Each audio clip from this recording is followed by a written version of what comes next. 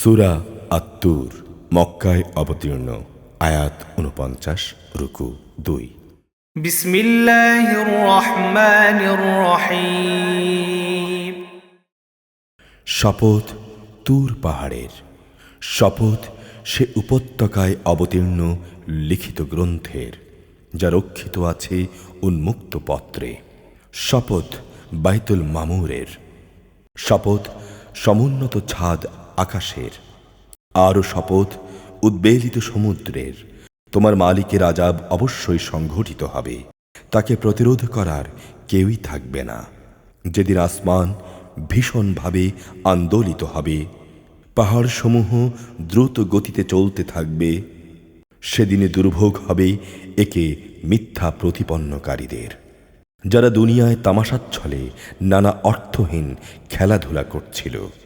যেদিন তাদের ধাক্কা মারতে মারতে জাহান্নামের আগুনের দিকে নিয়ে যাওয়া হবে, তাদের বলা হবে, এ হচ্ছে সেই ভয়াবহ আগুন দুনিয়ার জীবনে যাকে তোমরা অস্বীকার করতে। এটাকে কি তোমাদের কাছে আজ জাদু মনে হয়, না তোমরা দেখতেই পাচ্ছ না? আজ তোমরা এতেই জ্বলতে থাকো, এখানে তোমরা ধৈর্য ধারণ করো কিংবা না করো, কার্যত তা তোমাদের জন্য সমান। তোমাদের ঠিক সে ধরনের বিনিময়ই আজ প্রদান করা হবে যে ধরনের কাজ তোমরা করতে। অপরদিকে যারা আল্লাহকে ভয় করেছে, তারা জান্নাতের সুরম্য উদ্যানে ও অফুরন্ত নেয়ামতে অবস্থান করবে। তাদের রব তাদের যা দেবেন তাতেই তারা সন্তুষ্ট হবে। তাদের রব তাদের জাহান্নামের আযাব থেকে বাঁচিয়ে দেবেন। তাদের বলা হবে, দুনিয়ায় তোমরা যেমন আমল করতে তার বিনিময়ে পরিতৃপ্তির সাথে আজ পানাহার করতে থাকো।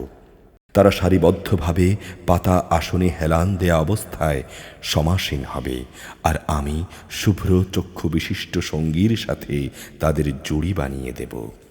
যারা আল্লাহর উপর ঈমান এনেছে এবং তাদের সন্তানরাও এ ঈমানের ব্যাপারে তাদের অনুবর্তন করেছে, আমি জান্নাতে তাদের সন্তান সন্ততিদের তাদের নিজ নিজ পিতামাতার সাথে মিলিয়ে দেব। আর এজন্যে আমি তাদের পিতামাতার পাওনার কিছুই হ্রাস করব না। বস্তুত প্রত্যেক ব্যক্তি দুনিয়ায় যা অর্জন করেছে তার হাতে বন্দী। সেখানে আমি তাদের এমন সব ফলমূল ও গোশত পরিবেশন করব যা তারা পেতে চাইবে। সেখানে তারা একে অপরের কাছ থেকে পেয়ালা ভরে ভরে পানীয় নিতে থাকবে। সেখানে কোনো অর্থহীন কিছু থাকবে না, এবং থাকবে না কোনো রকম গুনাহার বিষয়ও। তাদের চারপাশে তাদের সেবার জন্য নিয়োজিত থাকবে কিশোরদের দল। তারা যেন এক একটি লুকিয়ে রাখা মুক্তা। তারা একজন আরেকজনের দিকে চেয়ে দুনিয়ার জীবনের নানা কথাবার্তা জিজ্ঞাসা করতে থাকবে। তারা বলবে, হ্যাঁ, আমরা তো আগে আমাদের পরিবারের মাঝে সব সময় জাহান্নামের ভয়ে জীবন কাটাতাম। এই কারণে আজ আল্লাহ তাআলা আমাদের উপর অনুগ্রহ করেছেন। সর্বোপরি তিনি আমাদের জাহান্নামের গরম আগুনের শাস্তি থেকেও রক্ষা করেছেন। আমরা আগেও তাঁকেই ডাকতাম, তিনি অনুগ্রহশীল, দয়ালু।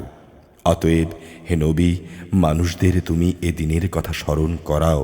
তোমার মালিকের অনুগ্রহে তুমি কোনো গণক নও, তুমি কোনো পাগলও নও। তারা কি বলতে চায় যে এ ব্যক্তি একজন কবি এবং সে কোনো দৈব দুর্ঘটনায় পতিত হোক, আমরা তো সে অপেক্ষায় আছি। তুমি তাদের বলো, হ্যাঁ, তোমরাও অপেক্ষা করো, আমিও তোমাদের সাথে সেদিনের অপেক্ষা করব। ওদের জ্ঞান বুদ্ধি কি ওদের এসব কথাই বলে, না আসলে ওরা একটি সীমালঙ্ঘনকারী সম্প্রদায়? অথবা এরা কি বলতে চায় যে সে রসূল নিজেই কোরআনের কথাগুলো রচনা করে নিয়েছে? কিন্তু সত্য কথা হচ্ছে, এরা তো ঈমানই আনে না।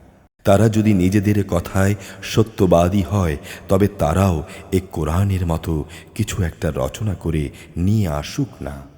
তারা কি কোনো কিছু ছাড়া এমনি এমনি সৃষ্টি হয়ে গেছে? না তারা নিজেরাই নিজেদের স্রষ্টা? নাকি তারা নিজেরা এ আকাশমণ্ডল ও ভূমণ্ডল সৃষ্টি করেছে? আসল কথা হচ্ছে, এরা আল্লাহ তাআলাকে বিশ্বাসই করে না। তাদের কাছে কি তোমার মালিকের সম্পদের ভাণ্ডার পড়ে আছে, না তারা নিজেরাই সে সম্পদের পাহারাদার? অথবা তাদের কাছে কি আসমানে ওঠার কোনো সিঁড়ি আছে, যাতে আরোহণ করে তারা সেখানকার কথা শুনতে পায়? তাহলে তারা সেসব শোনা বিষয়ের সুস্পষ্ট কোনো প্রমাণ এনে হাজির করুক। অথবা তোমরা কি আসলেই মনে করো সব কন্যা সন্তানগুলো আল্লাহ তাআলার জন্যে, আর তোমাদের ভাগে থাকবে শুধুই ছেলেগুলো? কিংবা তুমি কি আল্লাহর বিধানসমূহ পৌঁছানোর বিনিময়ে তাদের কাছ থেকে কোনো পারিশ্রমিক দাবি করছো, যা তাদের কাছে দুর্বিষহ জরিমানা বলে মনে হচ্ছে? অথবা তাদের কাছে রয়েছে গায়ব সংক্রান্ত এমন কিছু যা তারা লিখে রাখছে?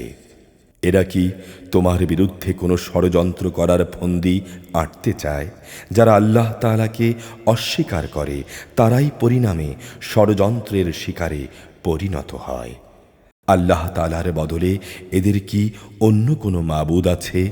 আল্লাহ তাআলা এদের শিরকি কর্মকাণ্ড থেকে পবিত্র।